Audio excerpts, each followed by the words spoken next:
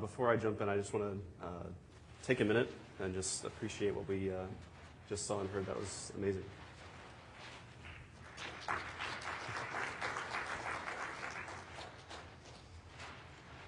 So I think I'm the comedic humor between a couple serious talks here. So this being the first one, and so Victor's talk after mine, I think, is another serious topic. But I want to get into a little bit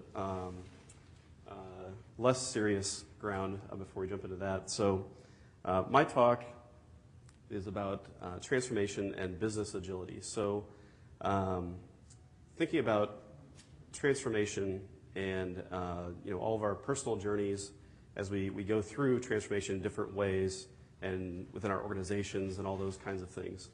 And really what comes out of that from a business perspective and an organizational perspective. And so to start off with, think about what is transformation.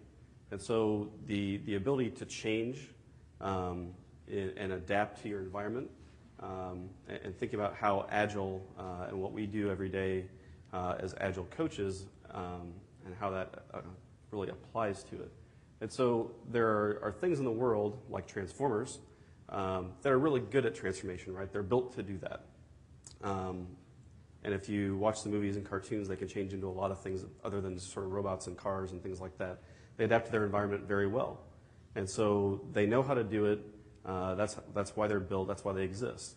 And so they also come with instructions if you buy the toys, which is really handy so you can figure out how to manipulate them and get them to do what you want them to do.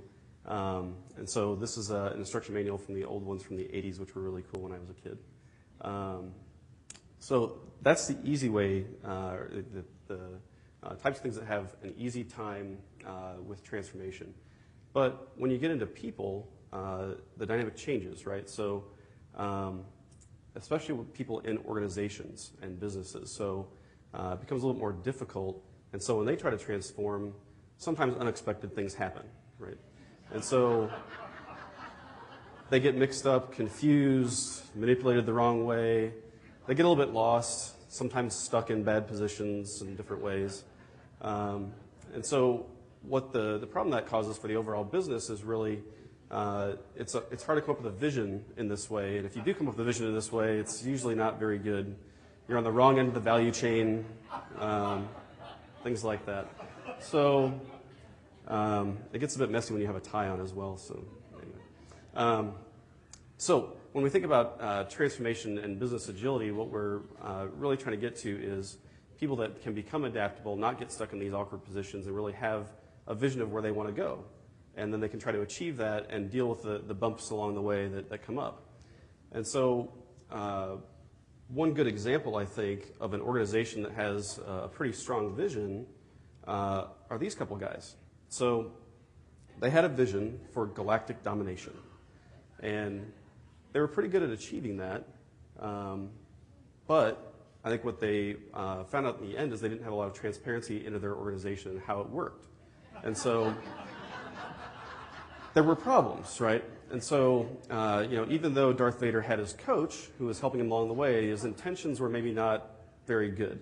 And so, they lost sight of what they were doing. They became very arrogant. They didn't realize that their employees just weren't really good at their job, right? They could be taken down with one shot. Their armor was no good. All those kinds of things. They were relying on bad people. It just wasn't working out very well. And they didn't see these things, right? And so what happened to this organization was a little startup came up and just ate their lunch, right? The Rebel Alliance. It was just a handful of people. They came up and just, blew apart their world, the Death Star. So twice. Which I always wondered why they built it twice, knowing that it was destructible. But anyway. So even with a coach, bad things can still happen if they have bad intentions. So what you really want is to find a coach that has your best interests in mind and trying to help you go where you want to go.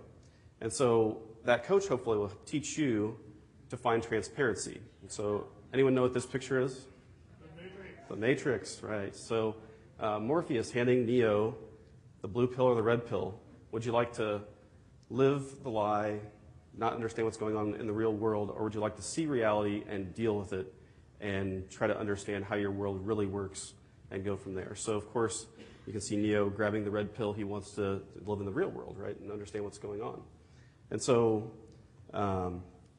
as we think about how our organizations work in dealing with the real world, what we want to do is have our businesses and IT folks in our organizations really work together more cohesively and build a full system of the organization that really works together in a nice way. And so what I see is there's just a disconnect between business and IT, and I'm going to assume this is the IT guy, and what you really want to do is help him become your best friend.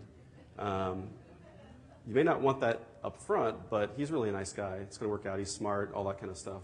And maybe not as personal, but you can help him there, right? There's an exchange of ideas.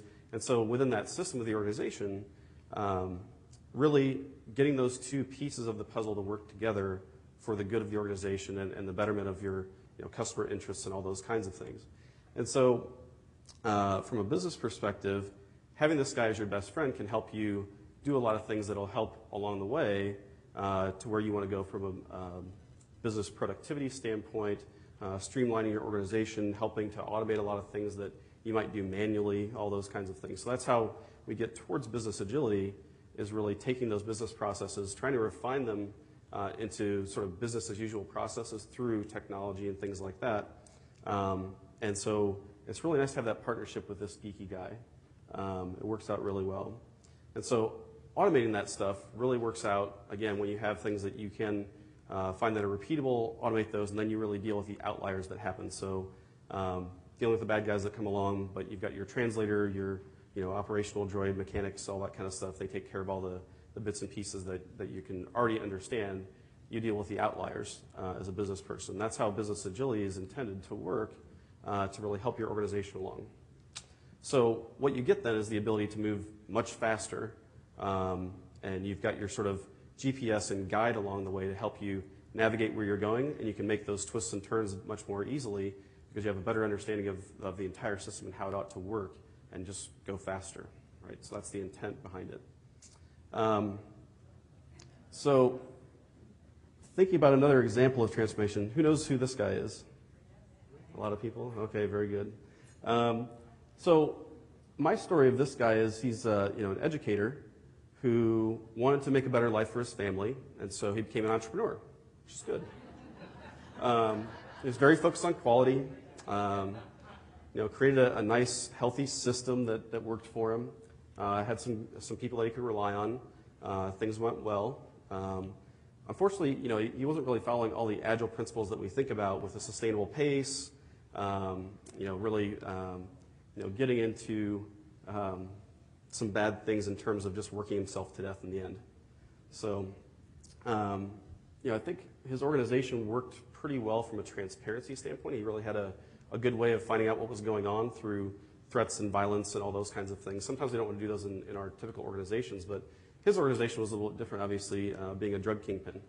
But the transformation there is an interesting one to observe from the context of if you take away the fact that he's a drug dealer and all that kind of stuff, just the interesting theory behind becoming, transforming and becoming that entrepreneur. And so really taking that into the business context, really creating an organization of entrepreneurs that go from end to end, really trying to create business value and understand how to streamline that and allow the organization to adapt to change rapidly, just like Walter.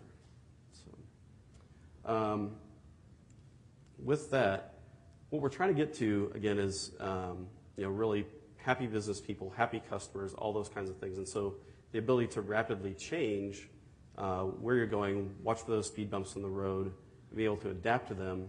Hopefully you're creating an environment where your people, your employees, your system of your organization is really jumping for joy all the time because they know they're making their customers happy, they love coming to work every day, all those kinds of things, and really adhering to the values and principles of Agile that help them along the way to really, again, help their customers in the end by helping themselves become a more streamlined organization that is Agile. So with that, I think I'm wrapping up a little bit early. So, thank you.